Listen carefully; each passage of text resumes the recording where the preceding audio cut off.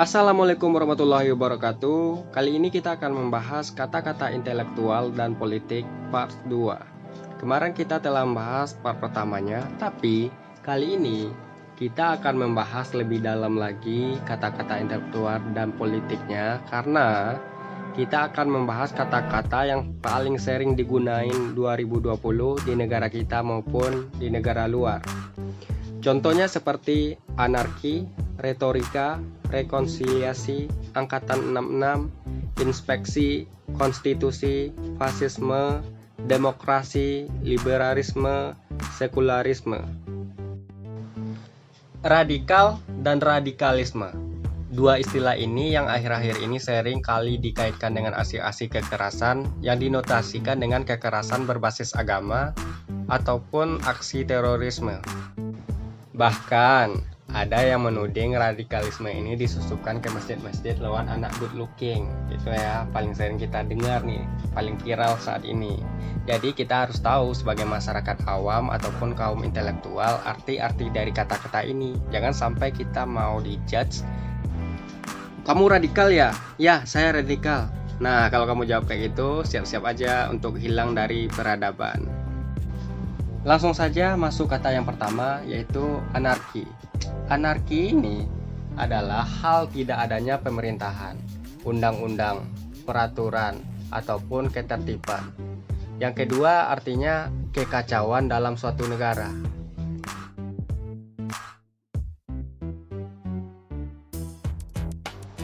Sementara anarkisme itu adalah ajaran yang menentang kekuatan negara, yaitu teori politik yang tidak menyukai adanya pemerintahan dan undang-undang.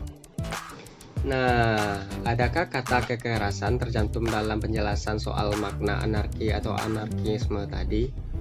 Tentu jawabannya tidak ya.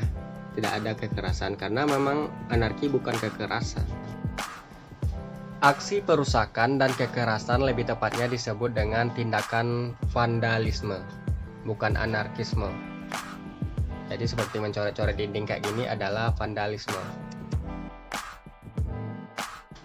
Yang kedua, retorika. Kalau teman-teman suka menonton ILC atau melihat pejabat lagi pidato, itu retorika bicaranya itu sangat luar biasa ya. Seorang pembicara yang baik harus memiliki retorika yang baik pula untuk menyampaikan pendapatnya, karena dia harus menarik audiens dan membuat audiens itu percaya dengan kata-kata yang diucapkannya. Ketiga, rekonsiliasi. Rekonsiliasi adalah perdamaian atau perukunan kembali. Contohnya suatu negara dengan negara lain berperang, terus dia rukun kembali kayak gitu. Contohnya dua kubu yang dulunya berseteru kini melakukan rekonsiliasi. Misalnya Amerika Serikat dengan Korea Utara, Kim Jong Un. Tapi nggak mungkin juga rasanya ya, karena konfliknya udah terlalu besar gitu. Tapi kita lihat aja ke depannya kayak apa. Keempat, angkatan 66. Mungkin banyak yang belum tahu angkatan 66 ini apa, karena kebanyakan yang tahu angkatan 98 ya kita. Jadi angkatan 66 itu adalah mengacu pada harapan di Indonesia untuk generasi pemimpin muda dan kehidupan intelektual baru setelah kejatuhan Soekarno dan membentuk Orde Baru Soeharto pada pertengahan 1960-an.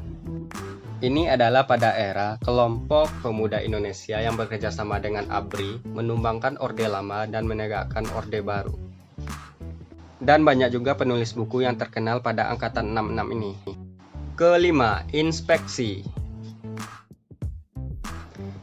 Inspeksi adalah pemeriksaan dengan seksama, pemeriksaan secara langsung tentang pelaksanaan peraturan, tugas, dan seterusnya.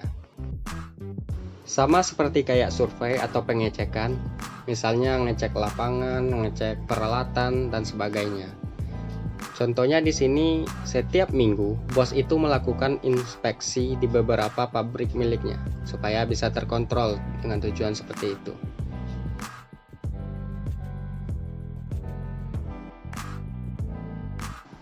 Keenam, konstitusi.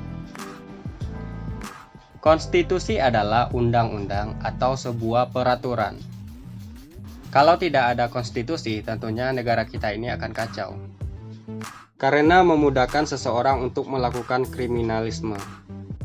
Contoh ringannya, dalam konstitusi tertentu biasanya termuat peraturan yang melarang parkir kendaraan sembarangan. Ketujuh, fasisme.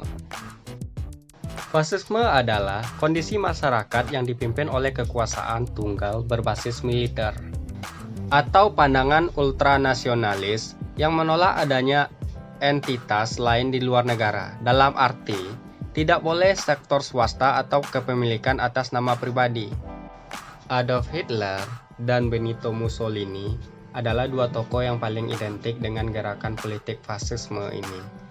Kalau kalian baca sejarahnya, kalian akan lihat bagaimana cara dia memimpin. 8. Demokrasi.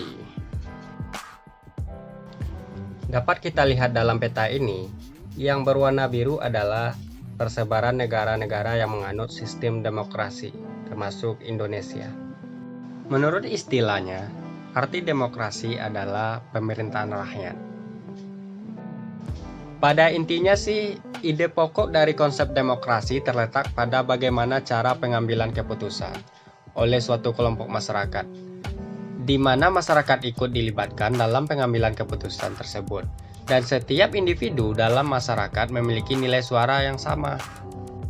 Contohnya dalam pemilu, suara orang gila sama suara profesor itu nilainya sama-sama 1. Tapi yang pemilihan tahun kemarin ya, suara orang gila udah bisa dihitung. 9. Liberalisme. Liberalisme adalah penghargaan atas kebebasan dan hak individu. Contohnya kebebasan dalam berpakaian. Di Amerika bebas berpakaian terbuka segala macam. Patung Liberty adalah simbol dari kebebasan, terinspirasi dari Libertas, yaitu dewi kebebasan pada era Romawi kuno. Untuk memahami lebih lanjut konsep politik ini, saya sarankan kalian membaca karya pemikiran dari yang pertama Thomas Jefferson, yang kedua Voltaire, dan John Stuart Mill.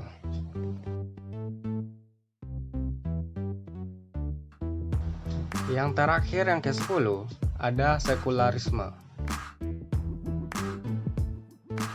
Sekularisme adalah suatu prinsip politik yang menegaskan bahwa sistem kenegaraan harus dipisahkan dengan agama. Jadi, negara yang sekuler akan mengesampingkan aspek agama dalam penerapan ketatanegaraannya. Dari mulai pembuatan undang-undang, penegakan hukum, dan pelaksanaan kebijakan pemerintah. Grafik peta di atas menggambarkan negara-negara yang menerapkan prinsip sekularisme ditunjukkan dengan warna biru. Yang warna merah masih dipengaruhi agama, dan abu-abu adalah seperti Indonesia ya. Kita nggak tahu, masih ambigu Indonesia, masih menerapkan kayak apa. Maksudnya ambigu itu seperti apa sih? Kita ambil contoh saja, Indonesia yang dianggap ambigu dalam penerapan prinsip sekularisme, dalam praktiknya hampir semua aspek kenegaraan di Indonesia netral dari pengaruh agama manapun. Yang membuat ambigu adalah Indonesia hanya mengakui 6 agama saja. Oke, terima kasih.